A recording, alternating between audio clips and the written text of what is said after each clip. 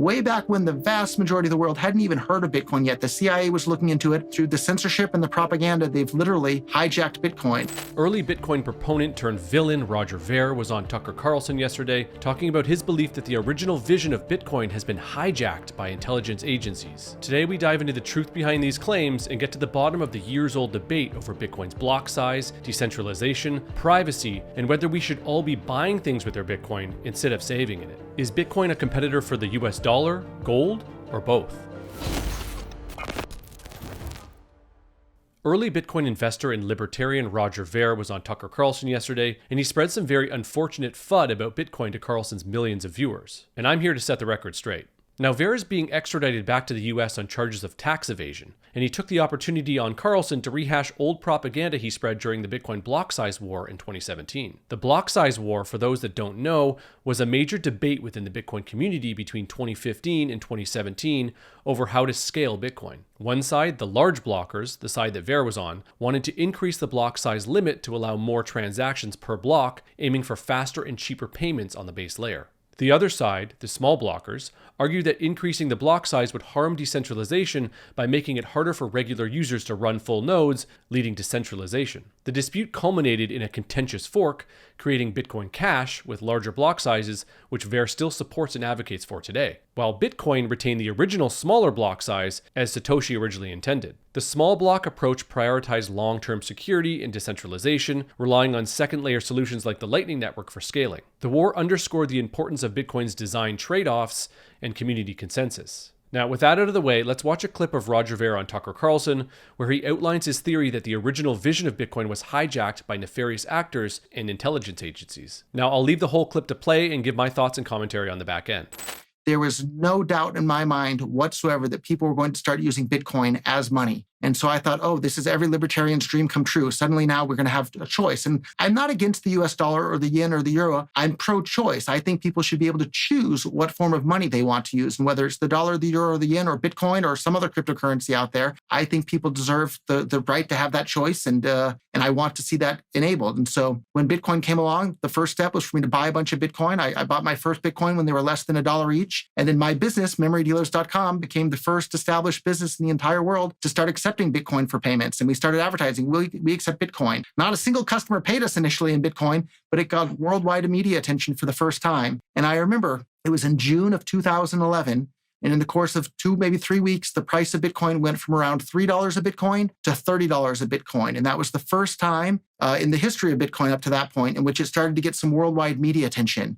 And what an interesting thing happened. So the main discussion forum where everybody up to that point was talking about Bitcoin was a website called bitcointalk.org. And suddenly when it was getting some media attention around the world and international newspapers, this forum that had worked wonderfully up to that point where people could discuss things became flooded with bots, just posting comments that were just, fluff and made literally, they DDoSed the forum to the point that it was unusable. And anybody that came there because they heard about Bitcoin in the media that week, they weren't able to learn about it because there was just so many posts saying, buy, sell, oh no, and just saying nothing of any substance whatsoever. So somebody out there literally made the forum unusable as early as 2011. And around that same time, we already know that the CIA was interested in Bitcoin because they were asking different Bitcoin developers to, hey, can you explain Bitcoin to us? So way back when the vast majority of the world hadn't even heard of Bitcoin yet, the CIA was looking into it and somebody was actively preventing it from spreading as quickly as it otherwise could have by shutting down the forum effectively when so many new people were coming to Bitcoin to learn about it for the first time.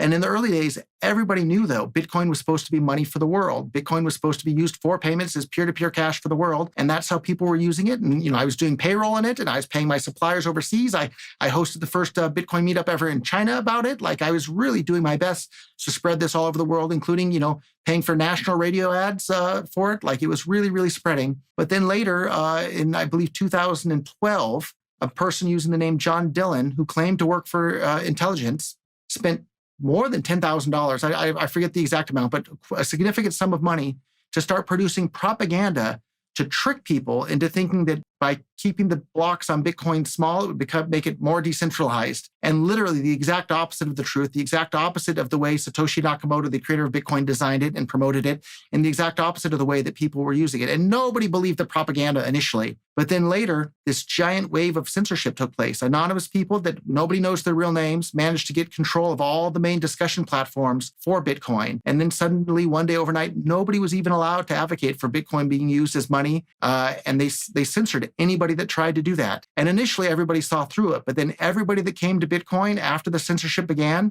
they just started believing it. And today, the main people that are out there promoting Bitcoin, they literally say, oh, Bitcoin shouldn't compete with the US dollar.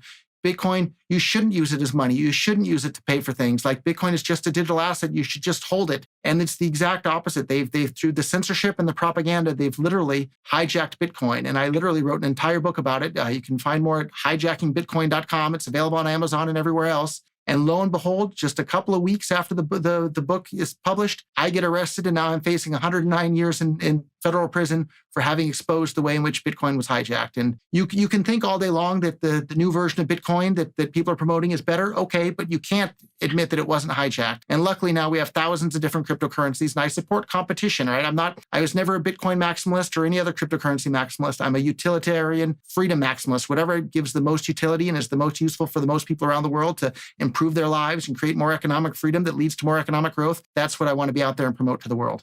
Now, before I get into the details of why Ver's vision for Bitcoin has been economically flawed from the beginning, I'd like to unpack the nonsense in the narrative he spins. His first piece of evidence that Bitcoin has been hijacked is that after the swift run-up in price from $1 to $30 per coin in the spring of 2011, the Bitcoin talk forum that was primarily used by early developers became mysteriously flooded by bots.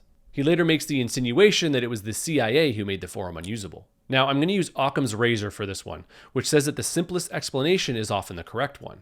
Unless Ver has evidence that someone nefarious purposefully flooded the original Bitcoin talk forum with spam in order to stop the flow of information about the technology, the simplest explanation is right out in the open. As he said himself, Bitcoin was getting mainstream media attention for the first time with its big run-up in price, and that would naturally bring about opportunists, gamblers, and scammers to flood the forums. Which is not any different than today. I'm sure many of you can see the whack-a-mole situation we have in our comments on YouTube with scam bots promoting random crypto pump and dumps, trying to take advantage of new unsuspecting investors. Public service announcement, please ignore the scam comments that we're not able to manually delete fast enough. Roger goes on to insinuate that the only reason the big blockers like himself lost the Blocksize War was because of a broad censorship and propaganda campaign that tricked everyone into believing small blocks were better and integral for the network's decentralization. He also claims that this goes against Satoshi's original vision and design, which is easy to debunk since the Bitcoin we use today uses smaller blocks as Satoshi originally designed and intended. Ver has been pushing this narrative since he was a huge proponent of big blocks in 2017 and was one of the main people responsible for the contentious hard forks that caused the creation of Bitcoin Cash, Bitcoin SV, and others, which all continued to swiftly trend to zero in Bitcoin terms. The fact is that Roger's vision for Bitcoin was always economically flawed, and he has never gotten over the fact that the majority of Bitcoin owners rejected his vision as flawed. The free market that he claims to be a huge proponent of worked against him, and he's still salty about it. The fundamental flaw in Ver's economic vision is that he assumes that money must be primarily a medium of exchange. He doesn't acknowledge that all market-based monies must evolve and monetize through a store of value phase first, before they can be suitable as a medium of exchange. Quoting the excellent essay from 2018, The Bullish Case for Bitcoin by Vijay Boyapati, money throughout history always evolved in the following 4 stages: collectible, store of value, medium of exchange, and finally unit of account. Bitcoin is still in the early stages of being widely accepted as a viable and superior store of value. Once it's reached a much higher price level closer to its true value, only then will it become more suitable as a medium of exchange and unit of account. This is true for the simple reason that people can clearly see the opportunity cost of spending their Bitcoin when it makes a huge leap up in value every couple years. It makes much more sense to save in it during this phase of its monetization than it is to use it as a medium of exchange or to price other goods in it as a unit of account. On top of the flawed economic lens in which he viewed Bitcoin, Ver allied himself with some of the worst scammers in the space, namely Fake Toshi or Craig Wright, which he now publicly regrets. Ver is now trying to reignite his propaganda campaign from 2017 by claiming his arrest is somehow related to this grand conspiracy against Bitcoin as a medium of exchange. My personal view is that Ver was just too early to Bitcoin and got impatient with how slow the natural monetization process was going. Watching the whole interview shows how disgruntled and angry he is at governments and their mismanagement of money. And in that, I can agree with him. But instead of jumping on board, advocating for it, and letting the natural monetization process take place, he attempted to strong-arm it into going quicker without taking into account the negative consequences. The fact that Bitcoin isn't yet used widely as a medium of exchange isn't some grand conspiracy by the CIA to trick people into a false narrative and thus save the US dollar. As I've said in previous videos, Bitcoin is a Trojan horse for a better economic system. The fact that banks, institutions, corporations, and now even governments are adopting it just further proves that this theory is unfolding right before our very eyes. They are wheeling the horse right through the gates of Troy as we speak. And once Bitcoin continues to rise exponentially in value, people who see their wealth sway primarily in Bitcoin will begin to want to spend it on goods and services more and more. Money is just a means to an end, and not an end unto itself. This already happens as Bitcoin continues to rise. More and more long-term holders who have seen their net worth explode and weigh heavily in Bitcoin become sellers to fund their lifestyles. This also has a natural distribution effect, spreading the Bitcoin out from few large holders to many new savers. As Bitcoin's value increases, layered scaling solutions will continue to get better, which allow for faster, cheaper, and more private transactions to take place. Now, there's a big proponent of Bitcoiners that are what I will call accelerationists. They tend to be very angry with the status quo and the mismanagement of money by governments and central banks. And trust me, I get it. I spent a large part of the early stages of my Bitcoin journey with this same anger. My advice to those people is to accept the things that you can't change and focus on what you can control in your life. Buying, educating, and evangelizing the superiority of Bitcoin as money for humanity to those around you is a good thing. But we must realize that this massive change in the way we interact as humans will not happen overnight. It's a process, and Bitcoin's open and transparent nature means we can't stop the likes of BlackRock or the US government from adopting it. All we can do is help advance and develop new tools to improve the ecosystem and educate others on why a world with Bitcoin as its money is more ethical and supports individual human flourishing. So don't be like Roger Ver. Don't attempt to play God and force the system to change. Use the gift that is Bitcoin, a more ethical and fair form of money, to continue to educate those you love about it and let the dominoes fall where they fall. Try to spend more of your time and energy being a better person and strengthening your relationships. That's how we help to change the world. That's it for today. Let me know what you think of all this in the comments below. Like this video and maybe share it with those you think could be led astray by Ver's interview on Carlson, and subscribe to the channel for more high signal Bitcoin content. Thanks for watching, and remember, TikTok next block.